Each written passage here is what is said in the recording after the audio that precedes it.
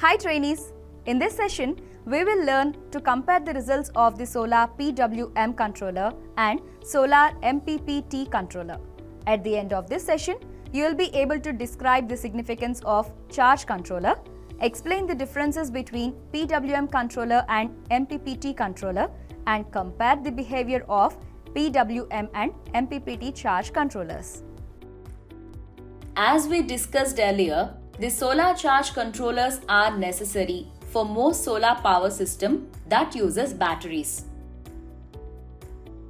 The solar charge controller functions to control the power as it moves from the solar panels to batteries. If overcharged, the life of battery is reduced. The simple type of charge controller functions to monitor the battery voltage and opens the circuit to stop the charging process once the voltage reaches a certain level. Older charge controllers accomplished this with a mechanical relay. Let's see the differences between PWM controller and MPPT controller. With a PWM controller, the current is drawn out of the solar panel.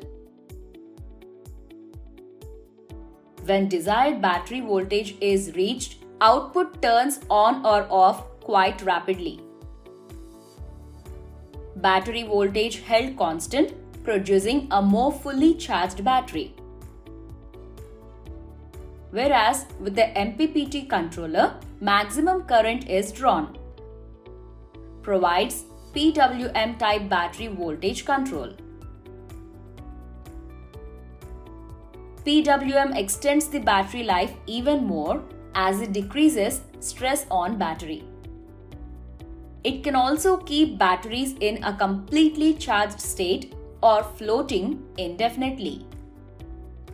PWM chargers are more complex, but they tend to be more durable as they do not use any breakable mechanical connection. In case of MPPT, the controller also prevents overcharge or deep discharge. It provides automatic load control for the external load connected to the controller board. This optimized battery charging process increases battery life, minimizes battery maintenance, and improves system performance.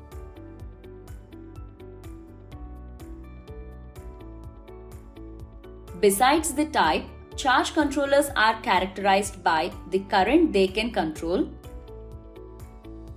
and the voltage under which they can control it, generally 12, 24 or 48 volts, which is the voltage of the solar module or array.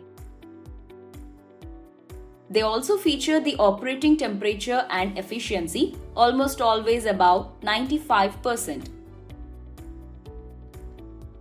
Most power controllers for 12 volts applications will control a maximum under 50 ampere.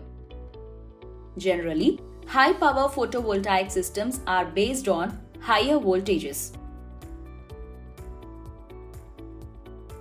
Here comes the steps to compare the behavior of PWM and MPPT charge controllers. Ensure you have all equipment listed here.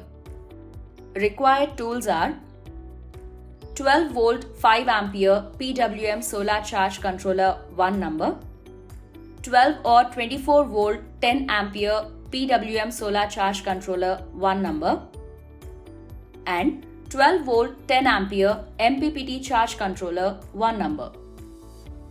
Keep the results of voltage and current readings taken for PWM and MPPT controllers in previous procedures ready. Take the charge controller and look for label on it, usually at the back side. Compare and write your comments in the table. Write down the conclusion based on the observation.